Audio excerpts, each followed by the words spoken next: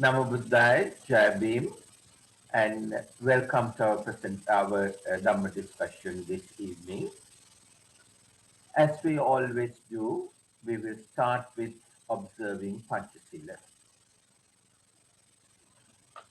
Sadhu, sadhu, sadhu. Namo tassa bhagavato arahato samma sambuddhassa. Namo tassa bhagavato arahato samma sambuddhassa. Namo tassa bhagavato arahato samma sambuddhassa. Buddhang saranang gacchami, dhammang saranang gacchami, sanghang saranang gacchami, dutiyampi buddhang saranang gacchami, dutiyampi dhammang saranang gacchami, dutiyampi sanghang saranang gacchami, tatyampi buddhang saranang gacchami, tatyampi dhammang saranang gacchami, tatyampi sanghang saranang gacchami. Panati pata veramani sikkapadang samadhiyami. Adinadana veramani sikkapadang samadhiyami. Kamesu miccācara veramani sikkapadang samadhiyami. Musavada veramani sikkapadang samadhiyami. Surameraya majjapama dacchana veramani sikkapadang samadhiyami. Sadhu, sadhu. In this series of Dhamma discussions, we are discussing the path to Sothapanna, the first level of enlightenment. Before I start the Dhamma discussion every day, there are a few points that I mention. Firstly, all the Dhamma that I am explaining to you are from the oldest Tripitaka in the world, which is more than 2000 years old, and it is kept at the British Library in London, which is less than 20 miles from our Vihara. So I was fortunate enough to have the opportunity to read that Tripitaka and study it. So everything that I'll be explaining to you are from that Tripitaka, and it's possible that some of the Dhamma points that you will hear today may be slightly different from what you have heard already. And if that is the case, don't have an anger or resentment against it or come to argue with me. Just practice the principle that Lord Buddha explained in Kalama Sutra. In Kalama Sutra, Lord Buddha said, don't either believe or disbelieve me. Just listen to all the facts that I explained to you, take them home, analyze them using your intelligence and wisdom, and go through them over and over again. And at the end of the day, if you think it is right, you can take it, make use of it, and get results out of it. And if you think it's wrong, just leave it out and carry on with whatever you are doing. But don't develop or don't have an anger or resentment against it. So, going back to Dhammacakkappavattana Sutra, I'll quickly recap what we discussed so far and then continue from there. At the beginning of the sutra, Lord Buddha says, Pubbe Ananusutesu Dhammesu. That means that I'm going to explain you a Dhamma that you haven't heard before. Then he says, Chakkung Uddapadi, Jnanang Uddapadi, Panya Uddapadi, Vijja Uddapadi, Aloka Uddapadi. Meaning, I got the eye of Dhamma, I got the knowledge of Dhamma, I got the wisdom of Dhamma, I got the science of Dhamma, and I got the light of Dhamma. And I managed to find the path to Nirvana. That means aloka over the path means becoming aloka from loka. Then he says, in order to understand this Dhamma, there are three things that you have to do first. The first thing is you have to come out of Kama Sukallikani Yoga, that is living a life of luxury. And secondly, you have to come out of Atta Kilamatani Yoga, that is giving unnecessary suffering to the body with the intention of trying to find the truth. And thirdly, he says you have to come to Majjhima Patipada. Majjhima Patipada is the path or the process or the procedure that you have to follow in order to eradicate the three poisons, raga, dvesha, moha, which will allow you to uh, develop your wisdom to the highest level and understand and comprehend the Four Noble Truths. Then he says Four Noble Truths are uh, the Noble Truth of suffering, the Noble Truth of the cause of suffering or the reason for suffering, Noble Truth of out of suffering, and the Noble Truth of the way out of suffering. Then he says, in order to understand the Four Noble Truths, there are four things that you have to do. First one is Kalyana Mitra Sevana, meaning associating a person who could explain correct Dhamma to you. Second thing is Siri Dharma Sravana, listening to the correct Dhamma explained by that person. Third one is Yoniso Manasikara, the Dhamma that you have learned already by listening. You go through it over and over again, analyze it using your intelligence and wisdom, revise it, and try and comprehend it. Fourth one is Dhammanu Dhamma Patipada. That is Sabbapapa Sakaranam Kusalasa Upasampada. And that means eradicate all unwholesome deeds. Unwholesome deeds are raga, dvesha, moha. Raga is greed or desire. Dvesha is anger or resentment. Moha means ignorance of the Four Noble Truths. So you eradicate all the unwholesome deeds and you practice, cultivate, and develop wholesome deeds. Uh, wholesome deeds are Maitri, Karuna, Mudita, Upekka. Maitri means the thought of wishing someone well. When we say, may all beings be happy, that's a good thought. We are wishing someone well. Karuna means compassion.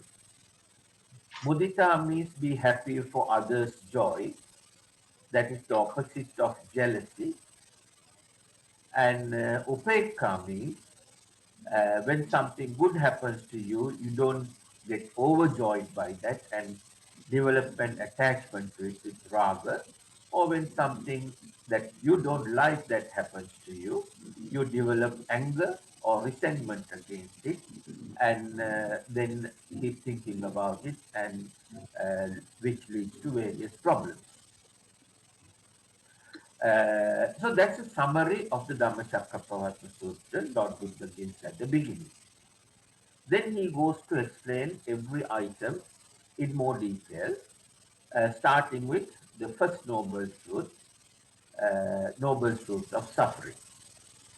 So under the noble truth of suffering, he explains suffering in several dimensions, several corners.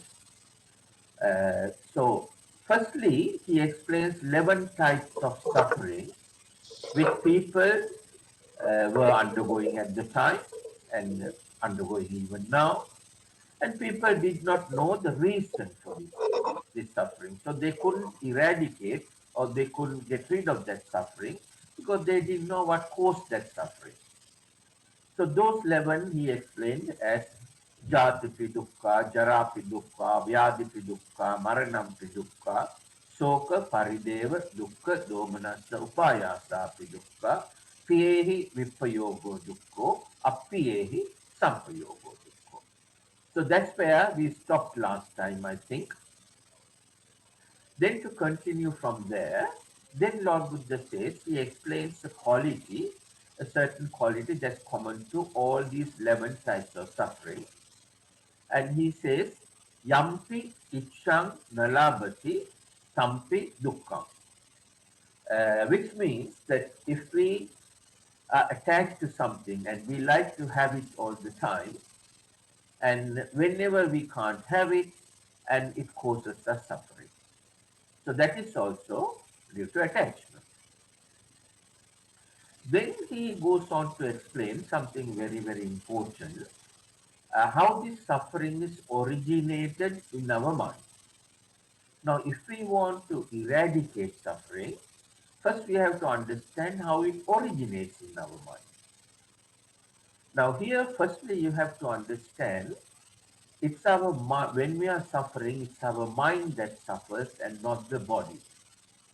For example, when the person goes for an operation, firstly, the anesthetist will come and give him anesthesia. Then the surgeon will cut him up and do whatever he has to do and stitch back and put him together. And while the doctors were doing all this, the patient wouldn't feel a thing because he's under anesthesia, which means that his mind is not connected to the body. Mind is not getting messages from the body, so he doesn't feel any suffering, doesn't feel any pain. Then once the operation is over, anesthetist will come back and bring him back to consciousness. Then only he will start feeling the pain. So it's not the body that feels the pain or suffering, it's the mind that feels the suffering. So having understood that, then we'll have to try and understand how this suffering originates in our mind. Now, Lord Buddha said there are 6 entry points, what we call 6 senses, that sends messages to our mind.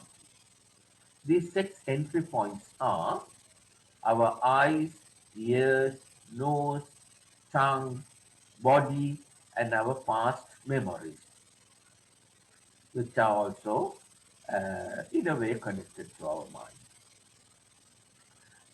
So then he says, anything that our eyes can see, any data that our eyes sends to our any information, or you can call it data if you like, any data that our eyes, these 6 entry points send to our mind, he gives them 6 names. Anything comes through the eyes, he calls them Rupa Rupa. Anything comes from the ears, he calls them Shabda Rupa. Anything comes from the nose, he calls them Gandha Rupa. Anything comes from the tongue, he calls them Rasa Rupa. Anything comes from the body, he calls it Pottabha Rupa. And anything comes from our past memories, he calls them Mano Rupa. So let's look at one of them, how this process works. If we understand how one works, then we will understand the rest. Let's start with the eye. Now, how does the eye send information to our mind? He says that happens at 3 stages. He called them Rupa, Vedana, Sanya. Rupa means, let's say if I am walking on the road and I see a car that I like, and then the eye will send that message to the mind. So that's called Rupa. The second stage is Vedana. Vedana means feeling. Mind will feel that some data came to the mind. Then the third one is Sanya. Sanya means identifying. The mind will identify the rupa that came into the mind, whether it's an object or whether it's a person. If it's a person, who is that person? If it is an object, what is the object, and so on. So in this case, the mind will identify that it's a car, maybe it's a Toyota, white in color, and whatever the eye catches at the first sight. So these three stages happen very, very quickly, almost instantaneously, uh, and within a fraction of a second. Then the fourth one and the fifth one, there are five. Now this is called uh, Panchaskanda. Pancha means five. So we are explaining the Panchaskanda. This process is known as Panchaskanda. So when the third stage is completed, a person who hasn't got a trained mind, in other words, who doesn't know the Four Noble Truths and he hasn't trained his mind through meditation, what he does is he does something called Sankara. Sang means Raga, Dvesha, Moha. Kara means the actual act. So he will create a thought in his mind involving Raga, Dvesha, Moha. So the moment he does that, several things happen. Firstly, he will produce a negative energy called Vijnana. And secondly, the raga, dvesha, moha qualities that he has in his chitta santana. I will explain what chitta santana is later. Those qualities will get strengthened, and that is collecting unwholesome qualities. Raga, dvesha, moha are unwholesome qualities. And the third thing that will happen is he will release a negative energy into the environment. Always, when we think of something, we have a thought in our mind, we release either negative energy or a positive energy into the environment. It's like when a car is traveling, it's releasing some smoke through its exhaust. A similar process happens when we think of something, when we have a thought in our mind, we will release an energy into the environment. If now most people, 99% of the people haven't got a trained mind. So always when they think with raga, dvesha, moha. In other words, they will develop the thought in a way what they believe, in a way that it will help them to carry on with this samsara, the process of birth and rebirth.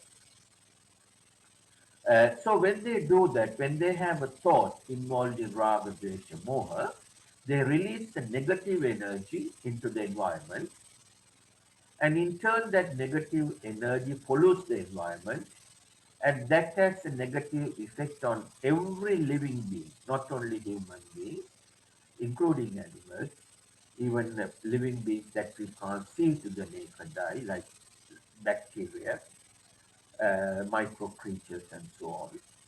It will have a negative effect on every living being and every tree and every plant on this planet. Even if we do that for 1 second, it will have a tiny bit of negative effect on them. And Lord Buddha said that is a great sin. That is one of the greatest sins that people can commit. Now, here, what we have to understand the gravity of this. So average person, Lord Buddha said, average person gets 30,000 thoughts coming into his mind in a day. So 30,000 times, most people, more than 99% of the people, what they do is they are developing thoughts, or they are cultivating thoughts in their mind with raga, dvesha, moha, and releasing negative energy into the environment, and then committing sins by polluting the environment. So this is the thing that we have to stop. This is the most dangerous thing. People don't realize. Now, some people say, I observe the Panchasila, 5 precepts, so I have nothing to worry about. I am not committing any sins. But they don't understand by cultivating unwholesome thoughts, they are polluting the environment and keep accumulating sins. That's why Lord Buddha said, it's only a Sothapanna person will understand, a person who has understood the Four Noble Truths will know how to gradually stop doing this, practicing these unwholesome thoughts, and instead practice wholesome thoughts, and instead of earning things by cleaning the environment, he will learn how to earn merit. Now, cleaning environment means instead of thinking with raga, dvesha, moha, if you develop to train your mind to practice these thoughts, cultivate these thoughts instead of with raga, dvesha, moha, but with maitri, karuna, mudita, upekka, then you will be releasing positive energy into the environment, and in return that positive energy will clean the environment, and that will benefit every living being and every plant and every tree living on this planet, and that's a great merit. So this is why Lord Buddha said, when we die, if we have not become Sotapanna, if we have not understood the Four Noble Truths at the first level, and learn how to stop doing cultivating these unwholesome thoughts, and learn how to cultivate wholesome thoughts. Uh, Once we die, by the time we die, we would have accumulated a huge amount of sins and very little merit comparatively. And there's a very strong possibility that we will end up in the four hells. So that's why it's very, very important. It's paramount important for a Buddhist person to learn the Four Noble Truths and come to the correct path and stop committing sins unnecessarily by practicing unwholesome thoughts. Thoughts are the most important thing. Now, if you have read the Dhammapada, the first, the poem or the Gatha in the Dhammapada says, Mano Pubbam Gama Dhamma Mano Setta Manomaya. Every action that we take, mentally, physically, or verbally, starts with a thought in our mind. So if we start with a wholesome thought, that's the thought involving Maitri, Karuna, Mudita, Upekka, we will end up taking an action mentally, verbally, or physically. It will be an wholesome action which will accumulate wholesome deeds, wholesome qualities, and will also accumulate merits by cleaning the environment. So this is the reason why Buddhist people have to meditate, or the object or the idea of Buddhist meditation. Some people might be wondering, some people think that meditation has only a health benefit. It helps us to calm down.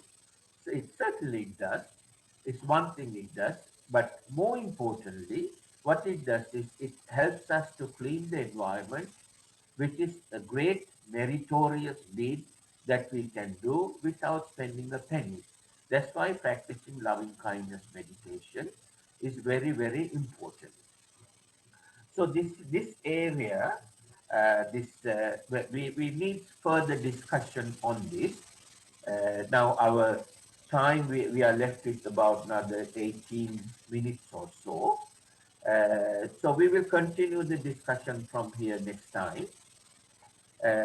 Now I will give 10 minutes for anyone to ask any questions on what we discussed so far.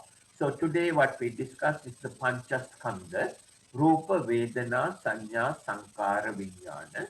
We haven't discussed it in detail yet.